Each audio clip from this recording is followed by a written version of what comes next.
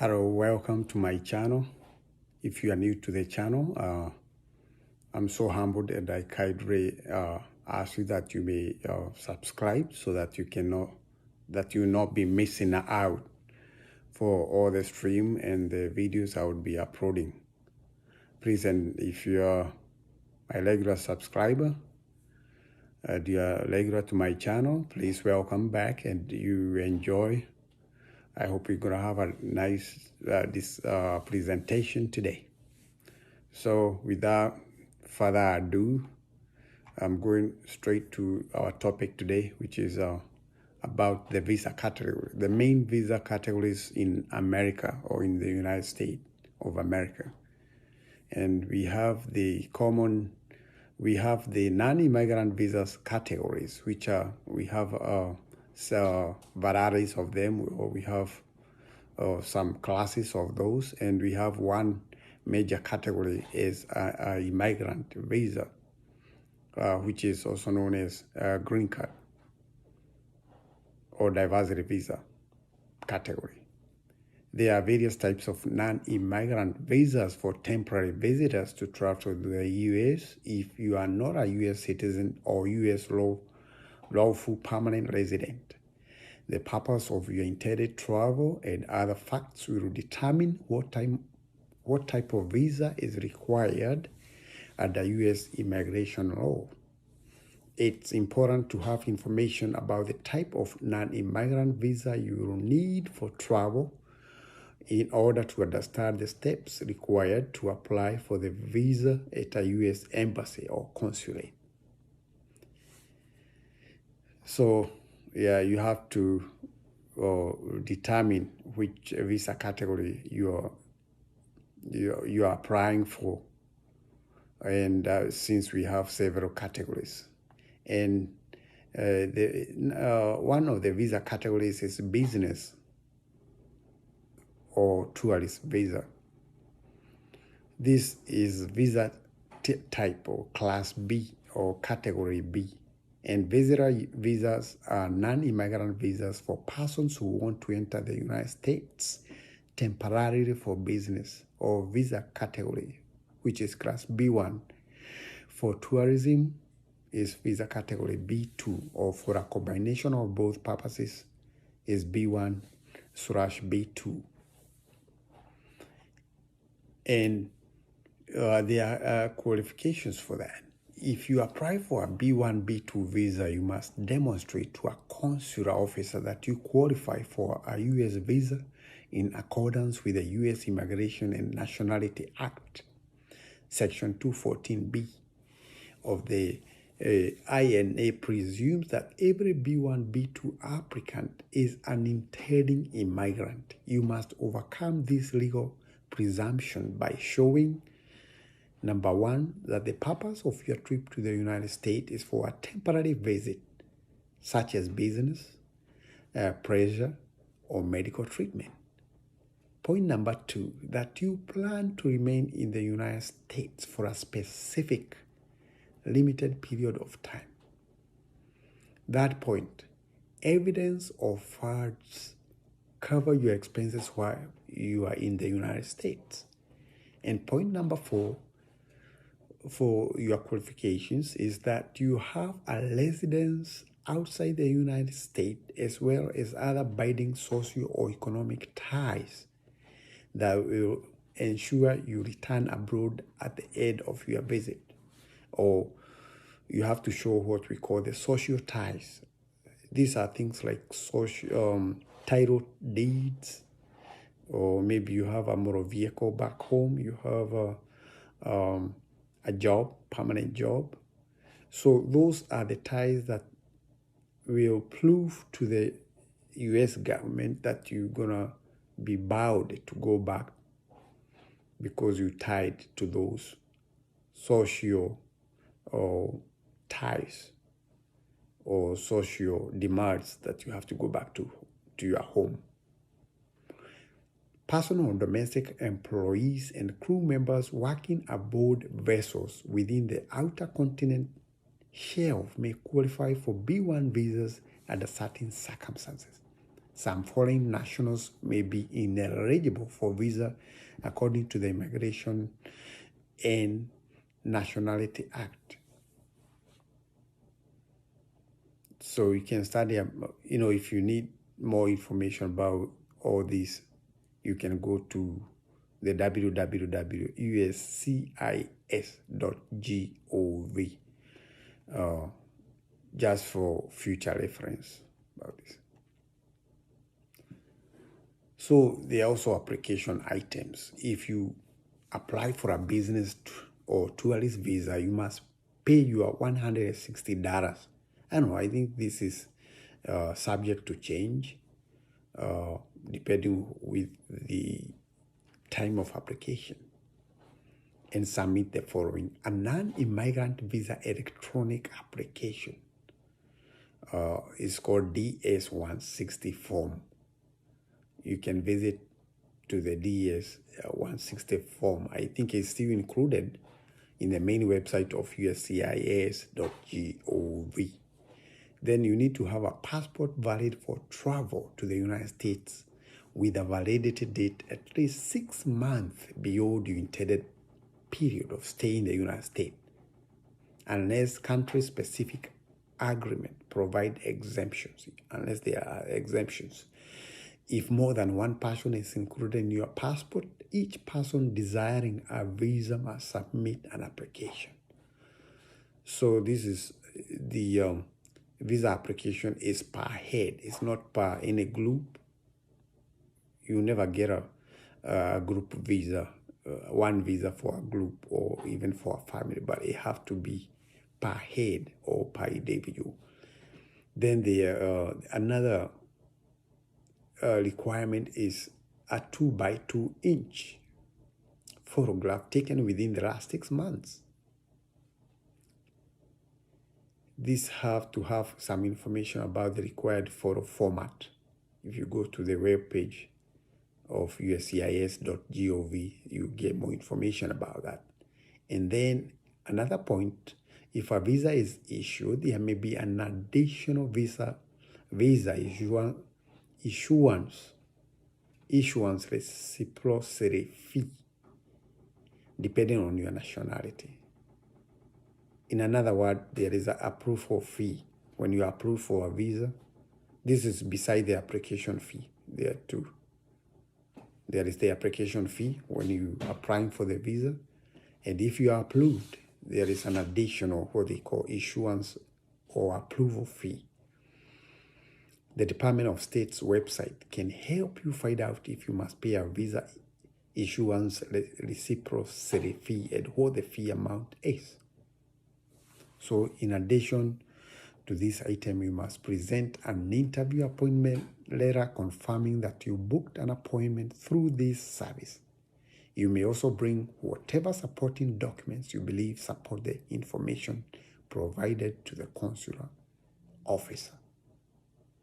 So you have to plan yourself ahead and make sure that you have all the required documents well arranged, because you don't want to go get there and get mixed up in the U.S. embassy when you're tabling all the documents together. So you must put them. I always advise that you need to put like those sticker labels sticking out on this so that you can know very well which document you have, instead of standing, trying to peruse when you get there online or you're on the queue and, so many people are waiting behind you. So you don't want to get mixed up like that. So please prepare yourself beforehand that you're going to be prepared when you get to the embassy. Be prepared for that. So the other visa category is work visa. Temporary work visas are for persons who want to enter the United States for employment lasting a fixed period of time and are not considered permanent or indefinite. Each of these visas requires the prospective employer to first file a petition with the U.S. citizenship and Immigration Services, also known as USCIS, an approved petition is required to apply for a work visa. And again, if you want to work in the U.S. temporarily as a non-immigrant, under U.S. immigration law, you need a specific visa based on the type of work you'll be doing. Most temporary worker categories require that your prospective employer or agent file a petition which must be approved by the U.S. Citizenship and Immigration Services (USCIS) in the United States before you can apply for a work visa. All applicants for these categories visas must have a petition approved on their behalf by USCIS. So in short, these have to be approved beforehand, before the company, the companies have to be approved. And they have to receive approval letter from the USCIS or the US government to show, or as a confirmation that you are eligible for the work visa application. We're talking about, the employer or any organization that sponsor people or their staff for a work visa. And these also have to be approved before you can apply for a work visa at the embassy or consulate. When your petition is approved, your employer or agent will receive a notice of action, or it's normally called the Form I-797, which serves as your petition approval notifications. The consular official will verify your petition approval through the Department of State's Petition Information Management Service, which is called PIMS, during your interview. So you must bring your Form I-129 petition receipt number and a copy of your Form I-797 to your interview at the embassy of consulate in order to verify your petition's approval. Please note that approval of a petition does not guarantee issuance of a visa if you are found to be ineligible to a visa under U.S. immigration law. So what this means is that nothing is final till you get your visa, or nothing is guaranteed till you get a visa, because you might pass or you might get approved with all these through the whole process, but when you get to the visa, it don't guarantee you a visa issuance. So it's a subject for either approval or a denial of your visa application. So visa descriptions and qualifications. We have a H-1B visa is required if you're coming to the United States to perform services in a pre-arranged professional job. There are those pre-arranged already. To qualify, you must hold a bachelor's or higher degree or an equivalent degree in the specific specialty for which you seek employment. USCIS will determine whether your employment constitutes a specialty occupation and whether you are qualified to perform the services. Your employer is required to file a labor condition application with the Department of Labor concerning the terms and conditions of his contract of employment with you. So the H-1B were treaty-based temporary work visa. That's also a subdivision of the work visa, which free trade agreements signed with Chile and Singapore permit qualified Chilean and Singaporean citizens to temporarily work in the United States in certain circumstances. Only Chilean or Singaporean citizens are eligible as principal applicants, although their spouses and children may be national of other countries. So we have also what we're talking about, all this kind of, that was just a subdivision, or it still was coming under the work visa which is broken into different categories, which we might not go through that, but I want to take you through the major visa categories. And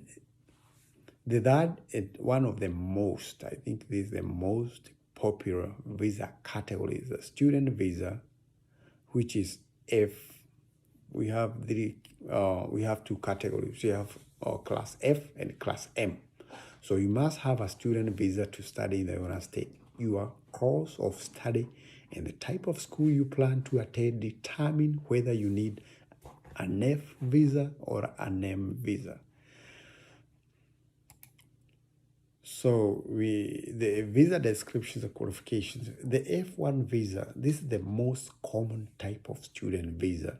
If you wish to engage in academic studies in the United States at an approved school, such as an accredited U.S. college or university, private secondary school, or approved English language program, then you need an F1 visa. You also need an F1 visa if your course of study is more than 18 hours a week. So the other category is M1 visa. If you plan to engage in an academic or vocational study or training at a U.S. institution, then you need an M1 visa. More information about each of these visas and opportunities for studying in the United States can be found at Education USA website. And not to forget that you can go to the mother website, which is www.uscis.gov. So that's the student visa we just talked about. Then we have another category called exchange visitor visa. This is called Class J or Category J. The exchange visitor, the J visas, are non-immigrant visas for individuals approved to participate in exchange visitor programs in the United States. And so they are the requirements. So the United States welcomes foreign citizens who come to the United States to participate in exchange programs. Before applying for a visa, all exchange visitor applicants are required to be accepted and approved by an authorized program sponsor. When accepted, the applicant will receive from the educational institution or program sponsors the necessary approval documentation to be submitted when applying for a visa.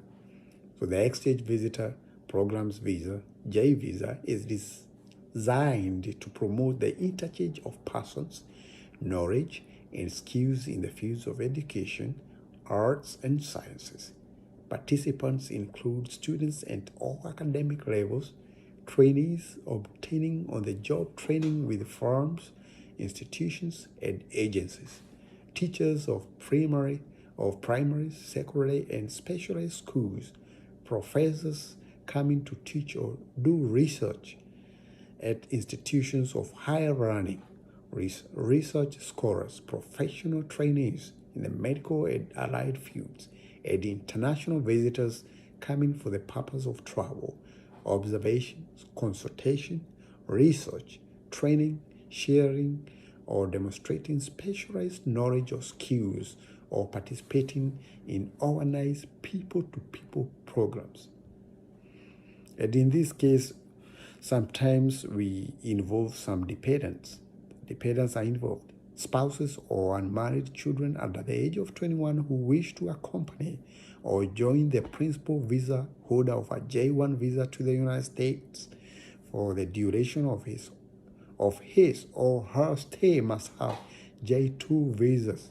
So the dependents, rather than having the J1 visas, they hold J2 visas. They have to obtain J2 visas. Spouses or children who do not intend to reside in the United States with the principal visa holder, but who will visit for vacations only, may be eligible to apply for visitor B2 visas.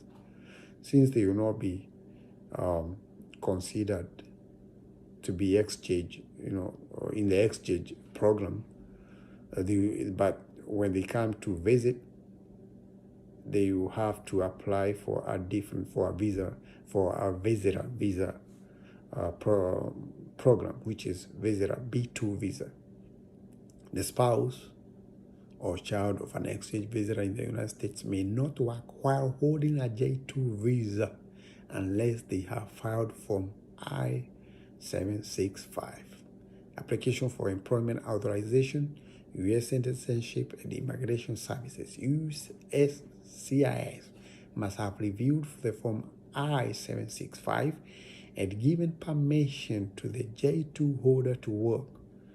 So you can work unless till upon approval, till approved by the U.S. government. Otherwise, your visa can be revoked. And with the revoke, most of the time, sometimes you never be admitted to the U.S. again, even in the future. So you have to be very careful to follow the rules and the terms and conditions set aside by the U.S. government.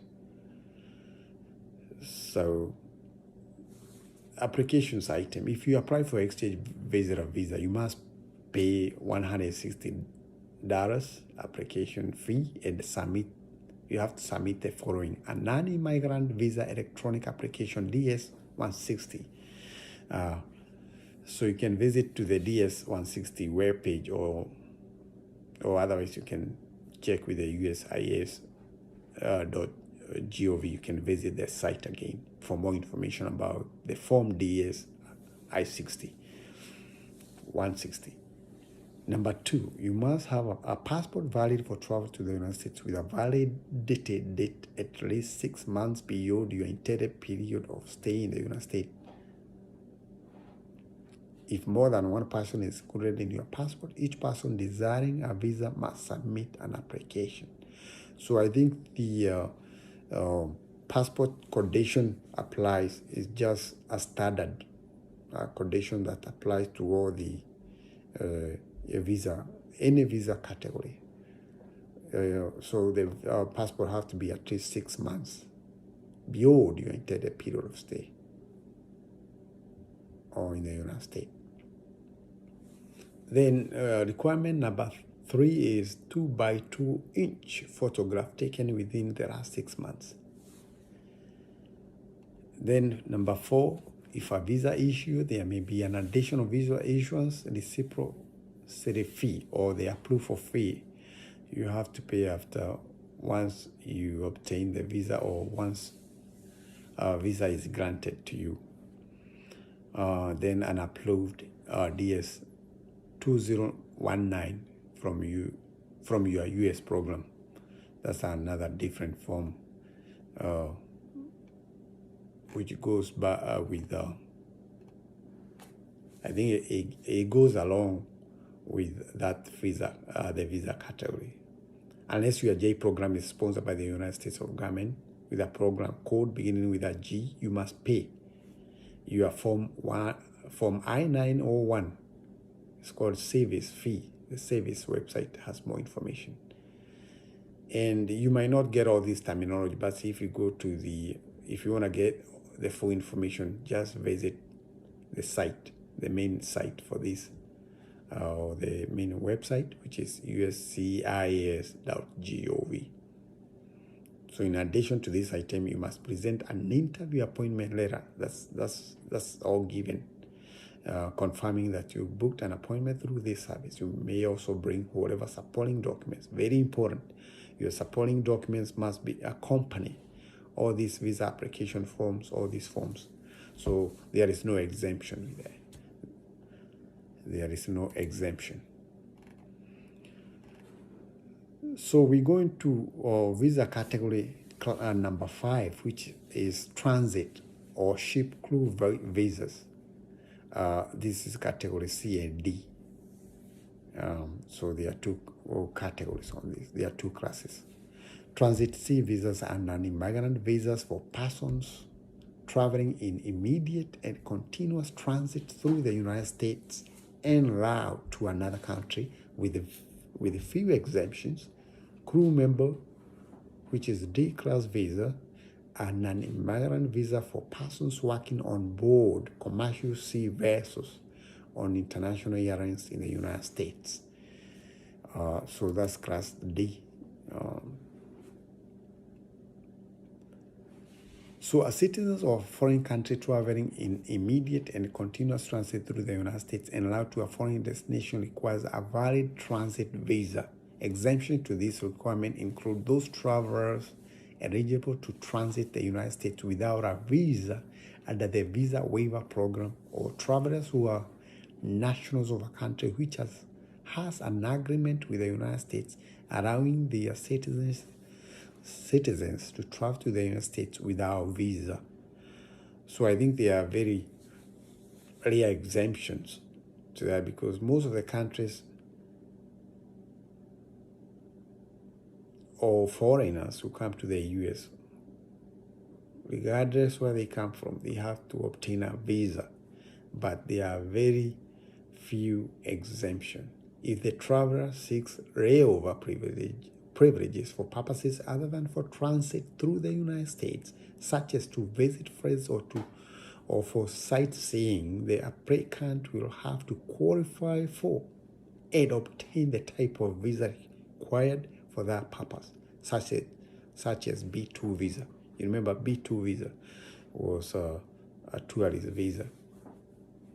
So there's that was transit category visa, which was C visa. Then we have CLU or D visa. CLU, that's spelled C-R-E-W. That's another division or part 2 of the main visa for transit.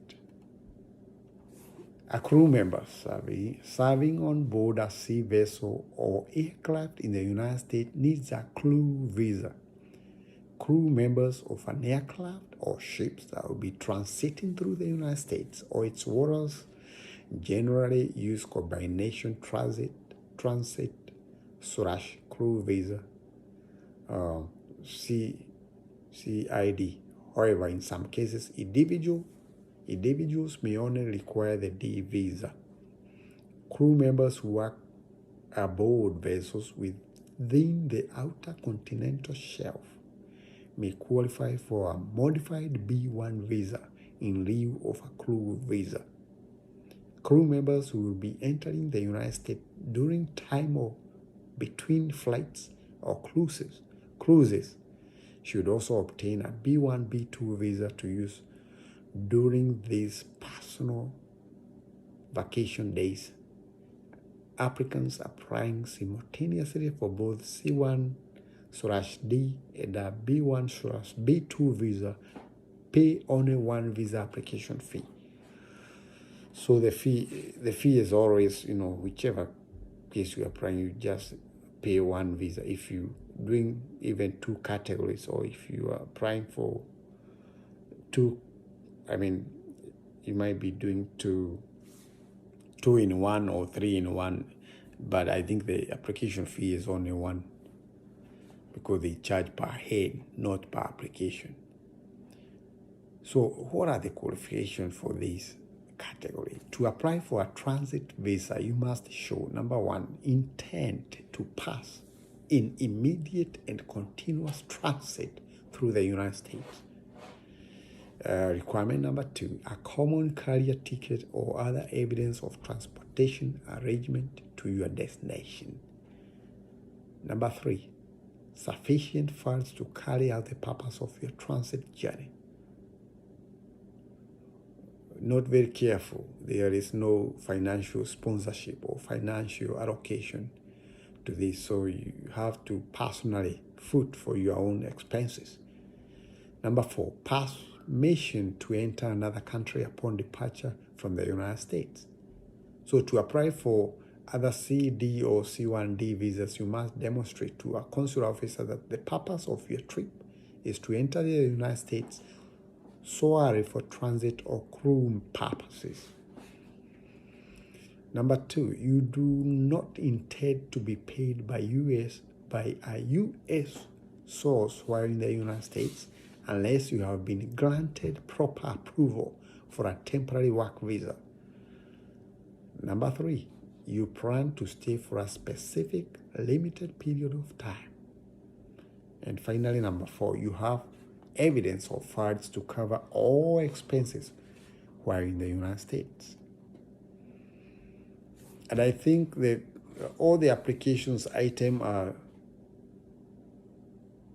the same in all these visa category, beside a few. To apply for a transit or crew member visa, you must pay your $160 application fee and submit the following: a non-immigrant visa electronic application DS-160. I think that's the main visa application form for most of these categories. Number 2, you need a passport which is validated date at least 6 months beyond your intended period of stay in the United States. You remember the 2x2-inch photograph taken within the last 6 months. If a visa is issued, you remember there have to be an issuance fee. And if applicable, a seaman's book valid beyond the expiration date of your employment contract and all prior seaman's books. Remember, this has to do with the ship. So you have to have a seaman's like certification or title or something like that. Crew members must submit an official report of loss if they are unable to submit the book. So in case you don't have a required document, but you have to show a proof of a loss, that you lost a document, but where there's proof, you have to show the proof for that. In addition to all these items, you must present an interview letter, again, appointment letter confirming you have booked appointment for a visa. So we're going to, and we move into another category called religious worker visa. This is visa category R, and the fee goes up to $190. You remember all the other categories, the fee was $160. But for the religious worker visa, the fee jumped up to $190. Temporary religious worker or R1 visa are for persons who want to enter the United States to work temporarily in religious capacities. And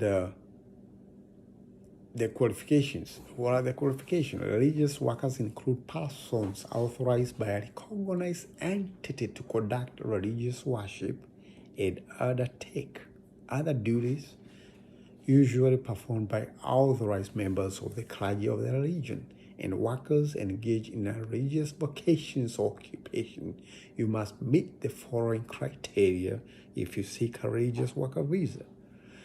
Number 1, you must be a member of a religious denomination recognized as a bona fide non-profit religious organization in the U.S. You must have a letter, an official letter to confirm that. Number 2, your religious denomination and its affiliate, if applicable, must be either exempt from taxation or qualify for tax-exempt status. Number 3, you must have been a member of your denomination for the 2 years immediately preceding your application for religious worker status. B part, planning to work as a minister of your denominations or in a religious occupations or vocation for a bona fide non-profit religious organization or a tax-exempt affiliate of such organization. Part C, residing and physically present outside the U.S. for the immediate prior year if you have previously spent 5 years in this category. There is no requirement that you have a residence abroad that you have no intention of abandoning. However, you must intend to depart the U.S. at the end of your lawful status, absent specific indications or evidence to the contrary. So there might be petitions. Your prospective employer must file. These are different from I-129, petition for non-immigrant worker with a U.S. citizenship and immigration services, USCIS.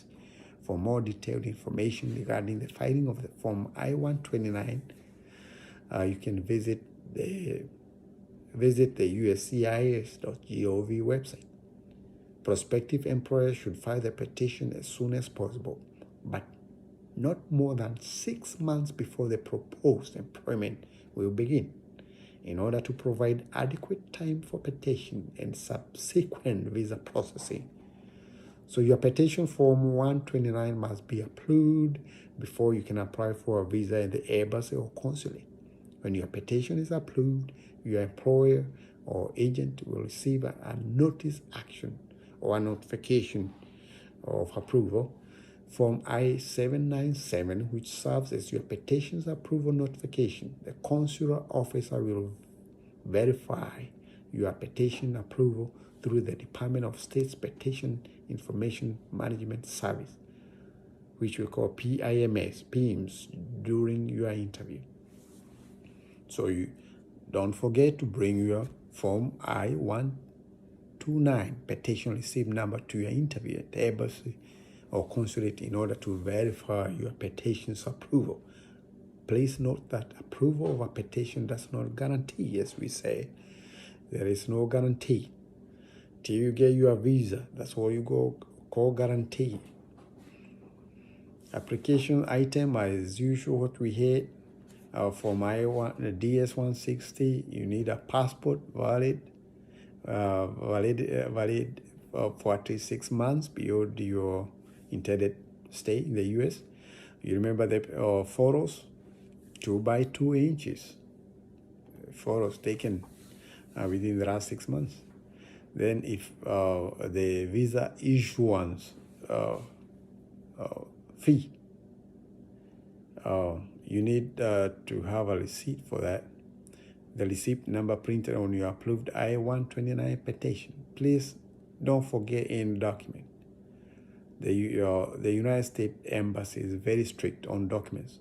You may qualify for your interview, you may qualify for everything, but that's why I say you need to have a very organized folder.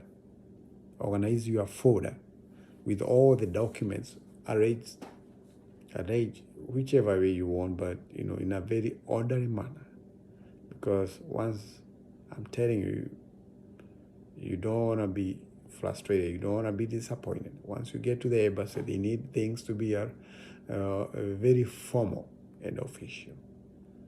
So arrange yourself for the day too.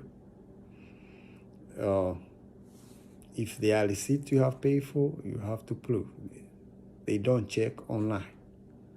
They don't check those things. They need a physical or tangible evidence or proof of payment of anything they need. They are very serious on that. So again, we also have another category called domestic employee visa. Domestic employee visa. Person or domestic servants who are accompanying or following an employer to the United States may be eligible for B1 visa. This category of domestic employees include, but is not limited to, cooks or chefs, butlers, chauffeurs, housemaids, valets, footmen, nannies, au pairs, mothers, helpers, gardeners, and paid companions. This for the yeah, those are people, the assistance or the help for those people, main staff who are moving to the United States. Those are like the inferiors. Sorry to use the word, but those are the people who are serving, or the servants for these people who are serving them when they're gonna be on their stay in the U.S. Those accompanying or following to join an employer who is a foreign diplomat or government official may be eligible for a A3 or G5 visa, depending upon the employer's visa status. So what are the qualifications? If you are a domestic employee and you wish to apply for a B1 visa, you must demonstrate that 1. The purpose of your trip is to enter the United States for work as a domestic employee. Number 2, you plan to remain in the U.S. for a specific limited period of time. Number 3, your employer made certain qualifications. Number 4, you have evidence or compelling social and economic ties abroad.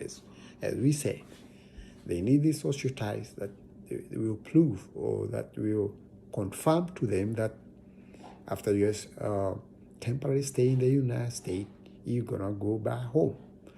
Number 5, you have a residence outside the United States as well as other binding ties that will ensure you return abroad at the end of your contract. Then, if you are a domestic employee and wish to accompany or join an employer who is not a U.S. citizen or legal permanent resident, or who seeks admissions, or 2, who is already in the United States, under all these visa categories, then you may be eligible for a B1 visa classification, provided you have at least 1 year's experience as a personal or domestic employee, as attested to by statements from previous employers. Point number 2, you have been employed outside the United States by your employer for at least 1 year prior to the date of your employer's admission to the United States, or your employer-employee relation existed immediately prior to the time of your employer's applications, and your employers can demonstrate that he or she regularly employed, either year-round or seasonally, domestic help over a period of years preceding the time of the application. Again, you will have no other work and you will receive free room and board and round-trip airfare from your employer as indicated under the terms of the employment contract. So who can accompany the U.S. citizens? Accompanying a U.S. citizens, personal or domestic employees who are accompanying or following to join U.S. citizen employers temporarily assigned to the United States may be eligible for a B1 visa classification, provided that the employee has a residence abroad which he or she has no intention to abandon. Number 2, the employee has been employed abroad by the employer as a personal or domestic servant for at least 6 months prior to the date of the employer's admission to the United States, or the employers can show that while abroad, the employer has regularly employed a domestic servant in the same capacity as that intended for the applicant. Number 3, the employee can demonstrate at least 1 year experience as a personal or domestic servant by producing statements from previous employers attesting to such experience.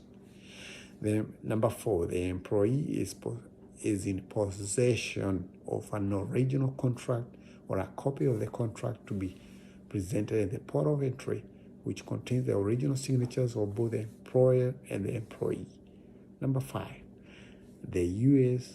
citizen employer is subject to frequent international transfers lasting 2 years or more as a condition of the job is confirmed by the employer's personnel office and is returning to the United States for a stay of no more than 6 years. The employer will be the only provider of employment to the domestic employee and will provide the employee free room and board and a round trip airfare as indicated under the terms of the employment contract.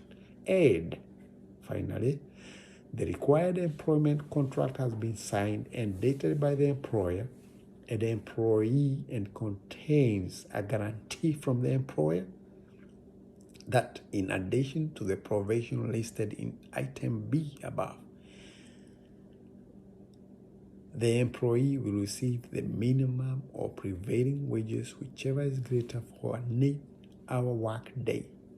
The employment contract must also reflect any other benefits normally required for U.S. domestic workers in the area of employment. The employer will give at least 2 weeks' notice of his or her intention to terminate the employment, and the employee need to give more than 2 weeks' notice of intent to leave the employment. So the requirements are just the same. We talked about about you need a passport within the last 6 months, the 2x2 inch passports or photos, and all the documents needed as per the other categories.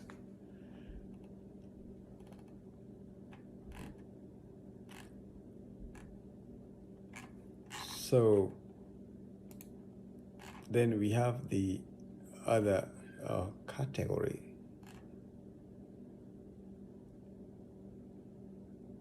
of journalists and media. Okay, so media that's class I. Visas are for representatives of the foreign media, including members of the press, radio, film, and print industries, traveling temporarily to the United States to work in their profession and engage in informational or educational media activity essential to the foreign media functions.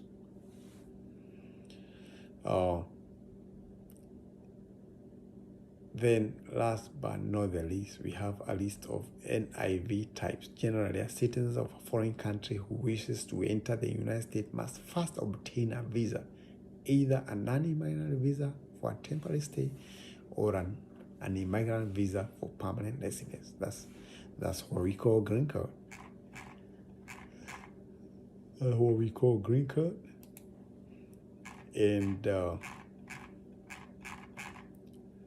so the final category is what we call the immigrant visa. And this is none else than the green card. And so the green card category, that's one of the most rare category, because you have to, as you all know, you have to go and apply for that. You have to wait for around 1 year. You have to get your immigrant visa, which we call is by luck, green card. The green card is normally applied at the end of October or early November. And as I have, I want to warn, or I want to put a caution on this there. Please, if you want to apply green card, if you want to apply for green card, please, you try to avoid the brokers. These are people who are the middlemen, but they try to eat your money, my friend. They try to charge you. They charge you from around 3,000 to up to 10,000 Kenya shillings. That's not little money if you can afford to get a free services. So always, if you need anything to do with all the American information, the green card and everything, just visit the website uscis.gov. Again, www.uscis.gov. uscis.gov. You're gonna get all the information, especially for immigration and immigration visas, and all the information pertaining the United States. You get it there. It's like the whole website for immigrating to the United States. Mostly the visa categories, whatever we have talked about is all detailed in that website. And I appreciate for your listening. Please, if you have been here for the first time, don't forget to subscribe. And I always say to subscribe is free, my friend, but it means a lot to me is for my channel. Please do that. So I'm kindly requesting that you may subscribe. And for the other reason, if you subscribe, you're gonna be missing my video whenever I upload or whenever I stream live videos. You're gonna be getting them. You won't be missing out from my videos. So thank you so much, and you all have a good night. So see you later, people.